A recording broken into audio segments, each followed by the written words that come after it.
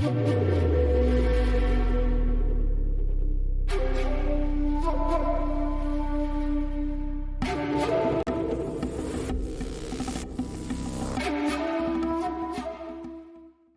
Steve. How are you doing today? Good afternoon. Good to see you. Thank you very much. Thank you very much for being here.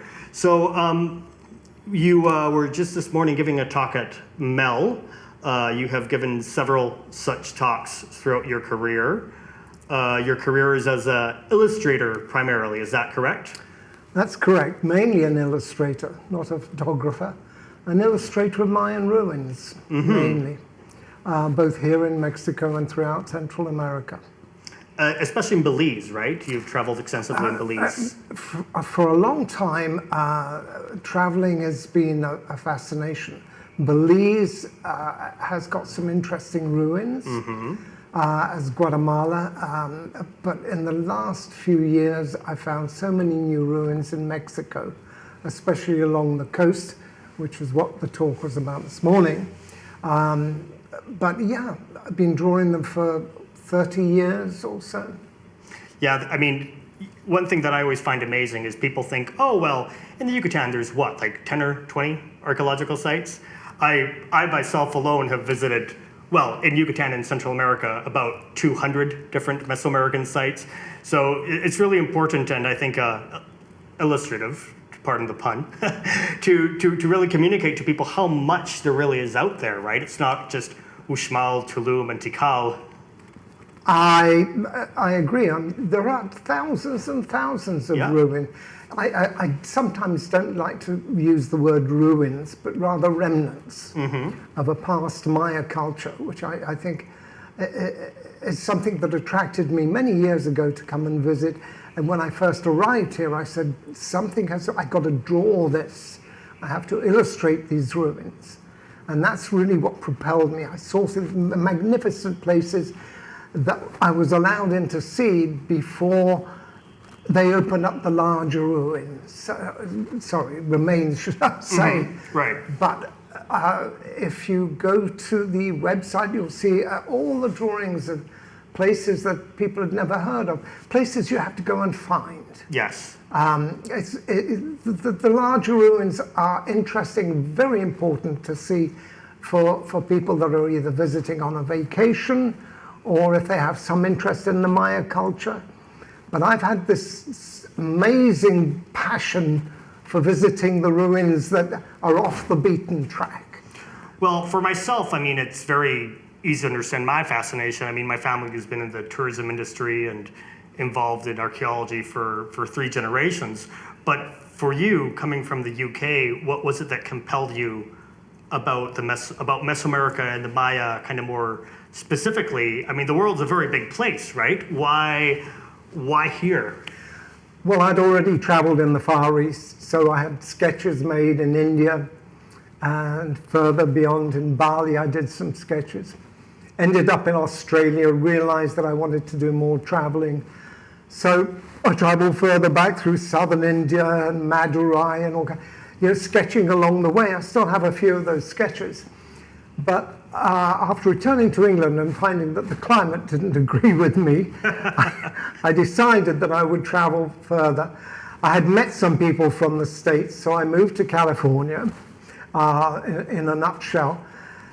While I was in California, I worked for Hanna-Barbera for a while. So I managed to make enough money to be able to travel again. And in the early 70s, I decided to travel to Mexico and visit such ruins, remnants as Oaxaca and Mitla in the very beginning. I knew I was fascinated by going there. After that, I went further into Guatemala, traveled to Tikal. This was in 73, 74. It was a little bit different back then, wasn't it? Not so many people visited then. I ended up in Peru. And I worked on a comic strip in Cusco. And that was published in the local papers years ago about the Chicha robbers of Ollanta, which was the town that I lived in on the way to Machu Picchu. Also other sketches, some of which I still have. Then I said, it's time for me to go back to the States and make a living. And I ended up in Miami, and that was only an hour away from Mexico. Yeah. So I had this passion. I knew I had to go and revisit. I arrived in northern Yucatan and in that peninsula. And I was just, at first we went to Uxmal, which in those days you could literally walk in and there was nobody there. Tour buses would go right up to the pyramid, or in a Volkswagen Beetle, Right. you know, just right One up. bus. Yeah. One bus. I thought that was great, you know, and so always carrying a sketchbook. I'm an illustrator. I'm not a photographer. I'm not very good at those. So anything electronic sort of bothers me a little bit. But to draw something to me was a natural thing. And I'd inherited it from my father. And just, I don't know, it seems the right arm just went scribbling away. And one ruin after another. And this morning's talk was of the eventual finished illustrations of some of those wonderful sites, of which you've visited some of them. And there are so many that you haven't seen that I managed. It's called Off the Beaten Track to me. And going to some of these sites, it could take you several hours to walk somewhere. And just amazing. I've been visiting archaeological sites here, you know, since I was a little kid. When I was like 5 years old, I used to go with my father in Cessnas with groups of tourists from Switzerland, and land in Coba in the landing strip, and you know, all this kind of thing. So I can really understand that fascination. But as you say, there's just so much. There's not a person alive who really has seen everything. I mean, there's just so much. There's just no end to it. I have this constantly updated bucket list of places I need to go to, and it's just a lifetime project. Now, one thing I wanted to ask you about was, you know, here, of course, in Yucatan, we have a real legacy left behind by illustrators like Frederick Cartherwood, who was among the first explorers with Stevens, right? Who really came and documented all these pre-Hispanic sites. And, you know, so much of kind of the imagination here stems from Cartherwood's illustrations from the 19th century. What do you see the role of the illustrator in, well, basically preserving history and, you know, this lost culture? Well, Catherwood was really pre-photography. That was, you're talking about the 1860s, when he joined John Lloyd Stevens on 2 adventures. But Catherwood was probably the most influential person in my life. When I first saw Catherwood's work, I wanted to delve in further and found out that his techniques in illustration were the use of a camera lucida more than anything, which is an implement that photographers would probably know more about. Nonetheless, they are architecturally pretty precise. They are. Because you're tracing through a lens. And so Catherwood would probably have a donkey full of all this equipment running, and the adventure of it was the thing that inspired, you know, the fascination. His drawings, I said, I've got to go to that site. I've got to go to that one as well. So after knowing Catherwood's work, I would have a whole list of places that I would have to illustrate. I mean, I really wanted to. Yeah. So that's how it really happened. And then there was another book I remember picking up of photographs a long time ago of Mayan sites. And I said, oh, Catherwood did a drawing of that, you know. But that was, you know, there are a lot of illustrators that I really can't mention because there are really so many, none of which I can remember number one right this minute. But Linda Sheely was another fascinating person. I'd never met her, but her work also inspired me. And the importance there was, for example, I'd gone to a place called Oshkintok in northern Yucatan. Here near the Pook route. In that same vicinity, many years ago, And so right by the entrance, there was a little side road, and there was a small ruin that I did an illustration of. And just because I found it interesting. And there was the passion of drawing and the passion of being in this country. There's something that grabs me to be here. That's why I love coming to Mexico. I absolutely adore being here. And I did this drawing, and I didn't pay much attention to it. Eventually, I colored it in. And I went back there a few years ago, and it wasn't there anymore. Taken down to the highway? Just gone. Well, there's still quite a few. It disappeared. There's still quite a few remains of Oxkintoc that now lie on the highway on the way to Campeche. They're kind of like what would have been the outskirts of Oxkintoc, because Oxkintoc was quite a pretty large city-state. And it was planned in various stages of time. Yeah.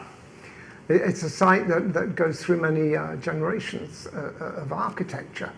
A fascinating site. But the example of illustrating, photography today is very important. William Frey, for instance, that we met this morning, a fabulous photographer. But on the illustrated side, there are not so many people drawing. And I'm an old-fashioned guy. I prefer to get a piece of paper and a pencil and sit there and scribble. And I think that there's that I feel involved, that the actual visual experience of being at that site and drawing it right there is more important than, for instance, going home and following a photograph. Of course. It's just such a different feeling. I mean, and I fancy myself a bit of a photographer myself. And as you say, the experience of being there and capturing the moment and the birds and the sounds and the atmosphere just adds so much to the experience of creating, right? It's really so much about being on site. But I wanted to ask you a little bit about, one of the things that's fantastic about Cartherwood is that you can take one of his lithographies, right? And place it side by side with the picture saying Kaba. Perfect. Yeah. You could if you bring another layer on Photoshop, put it on, technically so amazing. I'm blanking right now as well on the name of this Russian archaeologist, linguist. Oh, come on. Noratov. Sorry, yes, exactly. And she as well, out in Piedras Negras. You're talking about Proskoryakov. Yeah. Yes, and again, such detailed work, in Piedras Negras, in Ixpujil, in all these different places. So how do you feel about the importance of capturing, like, the accurate architecture, or is your approach a bit more, like, naturalistic? Probably more naturalistic, because I don't use any kind of cameras, or rarely do I bring a ruler with me to draw. It really is what one would call sketching. I call it scribbling. Because well, it's a little bit more than scribbling. I'm English, so yeah. So to me, I'm a scribbler in the common world. So regarding illustration, Tatiana Proskoryakov. The Russian illustrator. So famous for her work that she did in Piedras Negras, up the river from Yaxchilan. I had been there, and her remains are in a particular temple there. Yes. It was really quite an extraordinary adventure because of her illustrations, Catherwood's work, Linda Shealy's work, and many other people I can't bring to mind right now. But there was always an inspiration. On my part, it was more of, as I said, to go and to be able to draw them. It was a passion. It didn't matter to me actually whether they were correct, because I would probably say, no, they're not. I mean, enjoy it as a drawing more than, or an illustration. And my part was to let me at least sketch something that I can at least turn into an illustration. Into more of a work of art than of a scientific record, as a way of putting it. Or something that you could use in an article, in a publication, which is what illustration is all about, is to be able to use it for something. If you were to write an article on that particular site, you could use that illustration to best depict what it is now and compare it to a photograph or to something that Catherwood or Proskoriakov had done. That's right. I mean, there's room for everybody, and for all these different approaches bring something of a different quality of value to preservation. Yeah. So artistic, yes, because I don't think I was looking at it in a scientific sense in terms of saying, well, the arch should have been that way, or the temple structure should have been this way. It's more like saying, let me draw what I see. And I'd go and I would literally say, oh, that looks fabulous. I've got to draw this.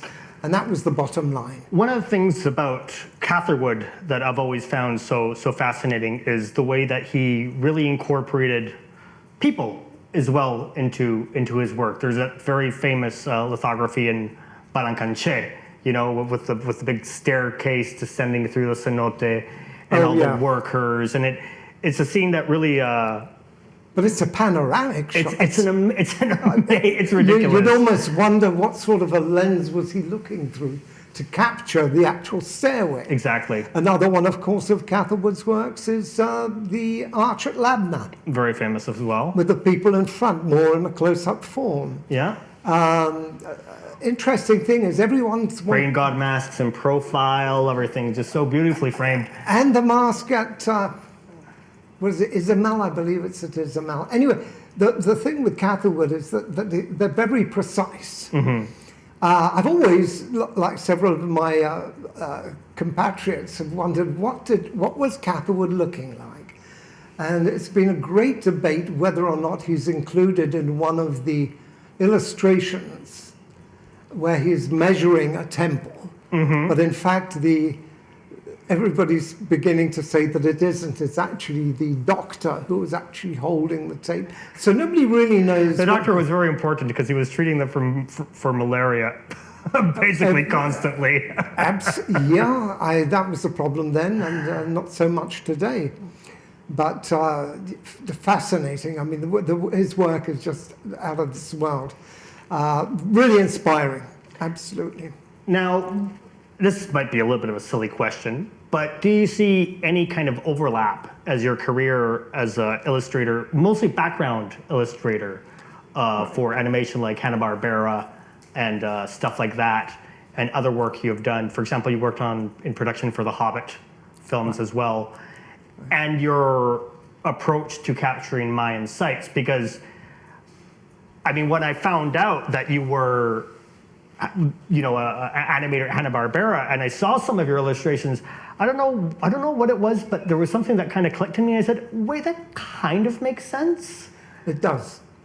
And I'll tell you why, because when I first started in the professional world after art college in London, one of the first jobs I got was from a company called Rankin and Bass, who were looking for a background artist for the pre-production of The Hobbit, the original. And John Carpenter, I believe his name was, and myself were the two people who were hired to do the background for The Hobbit, the stage settings for Smaug's cave, Hobbit's house, Bilbo Baggins' house, and the whole scenario. So we were the pre-production people for the film, for the original Hobbit, and that was back in the early 70s. When I arrived in America, I had that as a bit of background. Also, that I'd studied illustration at an art college. And after graduating from that, strangely enough, the tutor there was an American, whose name escapes me at the moment. But he was really inspiring to me. I find people that want to give you something are very important. And so I'm picking all this stuff up. So when I came to the States, I applied for a job at Hanna-Barbera. And by chance, I got the job. And I ended up doing the backgrounds to Yogi Bear series. Much beloved. In the Valley in Los Angeles. And that was really fascinating. I mean, working there was just great because I think it was an extension. So when you look at the work that I'm doing today, you're saying, well, you're picking up from something you've done before. You are essentially a background artist, because unlike Catherwood, I don't feature people in my sketches. It's always the background, it's the temple. That's why I brought it up. and you can add the people. Yeah. So add the people, but you've got the backgrounds. So in essence, I think I'm still a background artist, and not necessarily a fine artist, but an illustrator. So you could put all the temples together and then animate your figures in front of it. You know, in recent years, there's been a bit of a resurgence and kind of growing interest in illustration of Mesoamerica. There's a couple series out now that feature, I believe it's like set in Uxmal. And there's these beautiful, some of them are out of Japanese studios, some of them are out of America, but just really capturing so beautifully in a kind of fantastic, kind of almost Game of Thrones-y, kind of not especially scientific or necessarily super accurate way, but that's bringing like this kind of illustrative art form in an animation, bringing people's attention, back to Mesoamerica, but in animation, of course, right? So it's very interesting and beautiful, some of the stuff that they're doing, whether or not the shows themselves are very good. Is this actually for television? Are they? Yeah. There's some series out now on some streaming platforms, and some of the stuff that they do is really spectacular. Very bright colors, really beautiful. Again, kind of fantastical, but still, I find it really interesting that this kind of work is. Well, you is have being the done tools. You also have the tools today to create all that. I mean, there was a time when photography was one thing, movies were another, to take videos was another thing. But today the multimedia platform will allow you to create most incredible things. It's true. I mean, over like about 10 years ago, when drone technology first started to become kind of available to the public, I picked up a drone, and back then there was no regulations about where you could fly in archaeological sites, right? So I got so many great shots that I'm so happy I have now, and it's fun to kind of sketch them out also by hand and try to create kind of your own maps of sites. And as you say, the technology allows for a lot. Now, I mean, of course, bringing a drone into Chichen Itza would probably get you arrested. But out in the country, there's still a lot of opportunities for a lot of interesting panoramas. And regardless of the medium, whether it be illustration or animation or photography, it's really about capturing the wonder of these places. Though, of course, it's for the viewer no substitute to actually get out and experiencing it for themselves, but maybe something to whet your appetite a little, right? Well, yeah. I think that the whole essence of being an illustrator is being there and drawing it. Catherwood, Proskoryakov, and many others, I think they've got the same feeling of being there, trying to... Proskoryakov's work, for instance... In her case, forever, because she's buried. Right. But she was fairly precise about, I'm not interested so much. I tend to want to draw the actual remains of temples as they are. Talking about the technology today, I've seen some artwork that has been fantastic. You can actually take that remain of a temple, Satun Sat, for instance, the one with the temples at Oshkintok. Yeah. I mean, I've always figured how would that have worked? Well, in technology today, you can actually build that in the computer and create, and I've seen some extraordinary artwork that's been created through the computer, using shadows and highlights and everything else to make this thing look like what it used to be. In fact, there are publications, are there not? Oh yeah, no, and there's also very interesting things going on with like augmented reality, and like imagine visiting a site like Caracol in Belize, and being able to put on some glasses and then that overlaying the image of what it would have looked like in the actual space. And being able to experience it that way, and that really seems to me like it's probably going to be the future, the way of the future. It's some pretty exciting stuff. So when you go to Uxmal, they'll just set you up with a whole outfit, and that would be it. Yeah, that'll be fantastic. It'll be really interesting once this technology actually becomes implemented. Absolutely. And then dates this recording terribly. Yeah. In the meantime, somebody's got to go and draw it. That's right, and go and draw it, but also go and experience it, which is ultimately at the end of the day, kind of I think the number one thing, right? Yeah. It's having a love and a passion for it. So anyway, could you tell our viewers where they can find your work? Yep, www.mayavision.com. Mayavision is the site. Most of my work from Belize, Guatemala, and Mexico can be found at mayavision.com. But I have a friend who has told me that there are some things I should go and draw. Mm-hmm. And when we meet up again, I'll let you know exactly what they were. Well, that's exciting. Yeah, look forward to see that. In the meantime, we have a whole recent amount of sketches that I did from the peninsula area south of Tulum and the Sian Khan Reserve, mm-hmm. which we talked about earlier, that I think people will find fascinating on the website. Those drawings have just been put up there. Mm-hmm. But definitely there are a lot of sites. Of course, not a lot of it exists in its true form. I mean, there remains pieces of wall, an archway here and there. And there are a few friends of mine that are always looking out for me and saying, Steve would love to draw that one. So I'm looking forward to going over there tomorrow.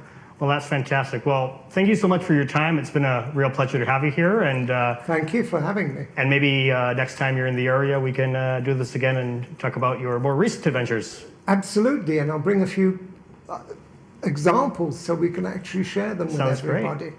Thank you very much. Thank you very much, sir. Wonderful. Bye-bye.